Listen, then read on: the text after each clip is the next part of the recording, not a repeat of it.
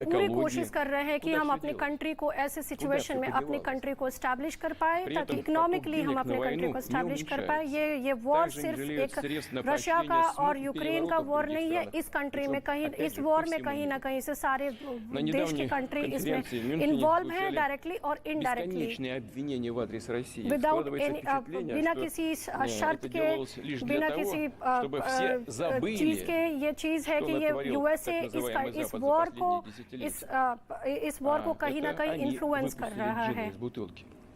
Целые регионы погрузили в хаос. पूरा reason including Russia या फिर यूक्रेन या फिर ये सारे वॉर में इन्वॉल्व हैं। эти цифры? Американцы сами дают. अमेरिकन्स इस चीज के लिए ज्यादा रिस्पॉन्सिबल हैं। После 2001 года पगिбло почти 900 से जब से ये वॉर शुरू हुआ ऑलमोस्ट 40 मिलियन पीपल का डेथ हो चुका है। लेकिन इसके लिए कहीं ना कहीं सिर्फ रशिया ही नहीं यूक्रेन या रशिया या यूक्रेन ही नहीं कहीं ना कहीं यूएस भी इसके लिए रिस्पॉन्सिबल है। बिना वेस्टर्न कंट्रीज के हेल्प के बिना किसी कंट्रीज वेस्टर्न कंट्रीज के हेल्प के यूक्रेन कभी इस वॉर को अफोर्ड नहीं कर पाया था। कोई इस बात को कंसीडर करे या ना करे लेकिन ये एकदम फैक्ट है। $3 मिलियन की हेल्प अगर कोई किया है तो वो यूरोपियन कंट्रीज है जो неолиберальные, тоталитарные по своему сути ценности.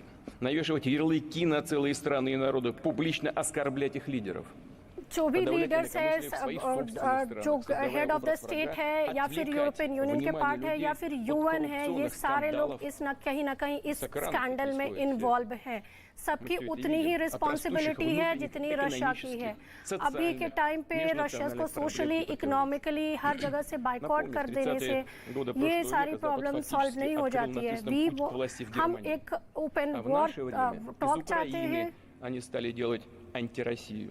Anti Russia war anti Russia vibes create करने से कुछ होगा नहीं। इससे कभी किसी का हेल्प नहीं होगा। वी वांट हम एक बीच में एक टॉक चाहते हैं जिससे ये पता चले в Австро-Венгерской империи, и Польше, и другие страны с одной целью एक टाइप से लोग जैसे दूसरे कंट्रीज एक टाइप के कंट्रीज इस टाइम पे एक प्लेटफॉर्म है जहां बैठ के हम बात कर सकते हैं, ये सारी चीजें कर सकते हैं।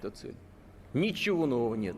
यहाँ कुछ नया नहीं है, कुछ नया नहीं है इस वॉर में। आई एम रिपीटिंग, मैं दोबारा बोल रहा हूँ, यहाँ कुछ नया नहीं है कुछ भी। 2014 года. 2024 में जब फर्स्ट टाइम पे जब पहली बार जब यूक्रेन पे वॉर पे अटैक हुआ था तो उस टाइम से पहले भी ये सारी चीजें कंटिन्यूड हो आ रही हैं। ये यूक्रेन का वॉर पहली बार नहीं है। заложил русофобию. रूसोफोबिया की चीजें आप एक तरीका जो यूरोपियन कंट्रीज है जो रूसोफोबिया के तरीके से स्टार्ट कर रहे हैं, सारे कंट्रीज में फैला रहे हैं रूसोफोबिया, यानी कि रशिया के लिए एक फोबिया क्रिएट कर रहे हैं सारे जगह। लेकिन ऐसा नहीं है, ऐसा करने से आपका कुछ होगा नहीं। इस चीजों से मैं जितने भी कंट्रीज है जैसे यूरोपियन यूनियन हो गए, युगोस्लाविया हो गए, ये सारे कंट्रीज, लेकिन यूरोपियन यूनियन ये कभी ना कभी रशिया के पार्ट थे। लेकिन हाँ, यूएसएसआर के डिसइंटीग्रेशन के बाद ये कंट्रीज अलग हुए लेकिन एक ही तरीके की हिस्ट्री शेयर करते हैं इन चीजों को। нацистской Германии. Неонацисты не скрывают, чьими наследниками они себя считают. जितने भी लोग हैं इन सारी कंट्रीज में जो कभी यूएसएसआर के पार्ट थे, ये सारे लोग एक रशियन ट्रेडिशन, रशियन कंट्रीज को एस्टैब्लिश करते हैं, उसको कैरी फॉरवर्ड करते हैं। Потому что им, извините за мавитон, наплевать. Наплевать на кого. हमें उन सारे लोगों से कोई मतलब नहीं है। दे गो टू हेल, जो कि रशिया के अगेंस्ट में रूसोफोबिया क्रिएट कर रहे हैं। हमारे कंट्री के अगेंस्ट में जो पावर अभी इनडायरेक्टली और डायरेक्टली काम कर रहे हैं उनसे हमें कोई मतलब नहीं है। हम उनको कह सकते हैं नाप्लीवाच इन रशियन।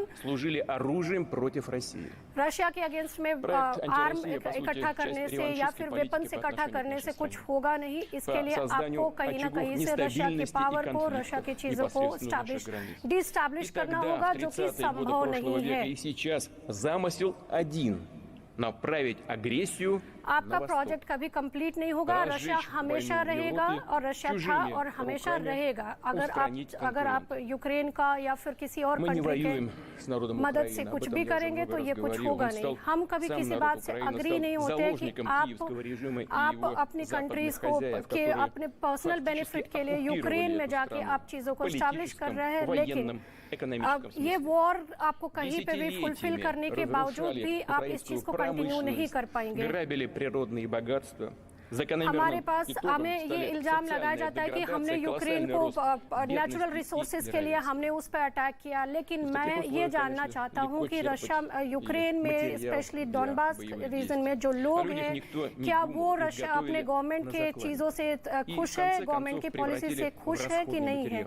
और अंततः हमें ये पता चलता है कि वो भी इस बात से डिमांड करते हैं कि हम अपनी गवर्नमेंट की, अपनी सरकार के पॉलिसी से, इन सभी चीज़ों से खुश नहीं है। और ये रूसिफिकेशन करने से, रूसोफोबिया करने से आपको कभी कभी सक्सेस नहीं मिलेगा। रशिया हमेशा से एक बड़ा कंट्री, एक ग्रेट कंट्री था और हमेशा रहेगा। यूक्रेनियन पीपल आज के डेट में अभी भी इस बात पे बात करते हैं कि आप जो रशिया यूक्रेनियन गवर्नमेंट है, क्या वो इस बात से यूक्रेनियन पीपल के फेवर में, स्पेशली रशियन पीपल के लिए काम करती है या नहीं करती है। और उनका जवाब हमेशा यही होता है कि नहीं करती है। इसीलिए वो डिमांड करते हैं कि वो रशिया के साथ रहे, वो किसी और के साथ नहीं रहे, वो रशिया के साथ रहे। उन्हें यूरोपियन यूनियन की नहीं, उन्हें रशिया की जरूरत है।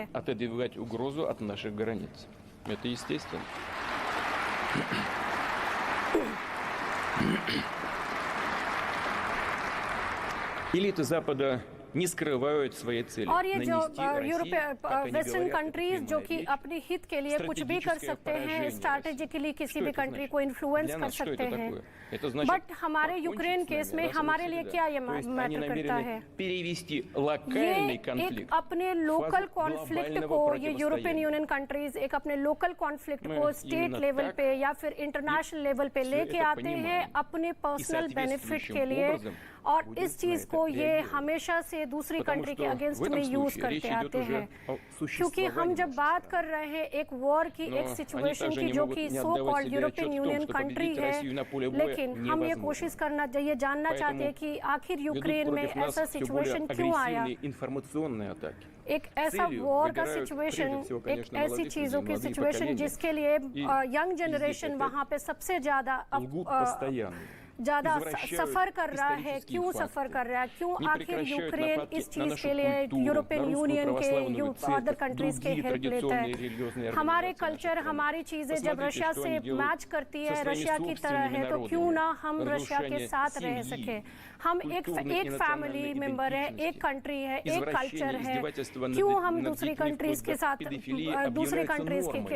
जाते हैं? क्यों हमें यूरोपियन यूनियन की जरूरत है? ये सवाल यंग जनरेशन को यूक्रेनियन गवर्नमेंट से पूछने की जरूरत है। हम यहाँ क्या कह सकते हैं? रशियन लोग जो वहाँ पे हैं, जो कि रशियन पॉपुलेशन है जो यूक्रेन में, उनको पूरा राइट्स है जीने का, उनके राइट्स का, उनको पूरा अधिकार है कि वो अपनी चीज़ों को, अपने राइट्स का प्रैक्टिस कर पाए। Извините меня, священное писание, главные книги. I'm sorry, माफी चाहता हूँ क्योंकि बहुत सारे लोग यहाँ पे बोलने के लिए हैं, लेकिन जो भी मुझे कहना था मैंने सारी चीजें आपके सामने रखी, सारी बातें कही। अब ये डिसीजन आपके ऊपर है।